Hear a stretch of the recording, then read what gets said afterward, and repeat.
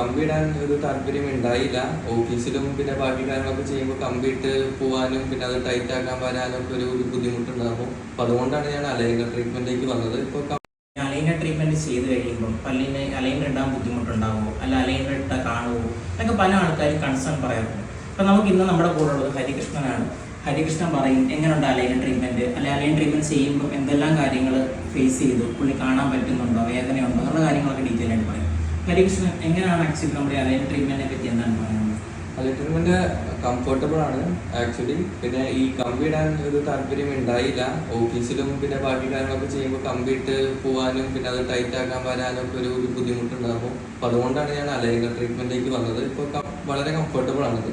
Aligner treatment aligner ഇടാനും ഊരാനൊക്കെ ബുദ്ധിമുട്ടുണ്ടായിരുന്നു, manage ചെയ്യാൻ പറ്റുമായിരുന്നു? ഇത് നമുക്ക് സ്വന്തമായിട്ട് തന്നെ മാനേജ് ചെയ്യാം. ജസ്റ്റ് ഒരു 1 മിനിറ്റിന്റെ കേസേ ഉള്ളൂ. നമുക്ക് തന്നെ ആരുടെ ഹെൽപ്പ് കൂടാതെ തന്നെ നമുക്കത് ചെയ്യാം. എങ്ങനെയുണ്ട് ഓവറോൾ എക്സ്പീരിയൻസ്? ഓവറോൾ എക്സ്പീരിയൻസ് അടിപൊളിയാണ്, എക്സലന്റ് ആണ്. ഇപ്പോൾ 5 out of 5 തന്നെ നമുക്ക് കൊടുക്കാം. ഡോക്ടർ ജിജോ നല്ല ഹെൽപ്പാണ്, സപ്പോർട്ടീവ് ആണ്. പിന്നെ എല്ലാ കാര്യങ്ങളും നമ്മളോട് നേരിട്ട് തന്നെ എല്ലാം പറഞ്ഞ് പ്രൊസീജിയേഴ്സ് എല്ലാം ക്ലിയർ ആണ്. അപ്പോൾ നമുക്ക് എല്ലാ ഹെൽപ്പും ഡോക്ടറിൻ്റെ പ്രതീക്ഷിക്കാം.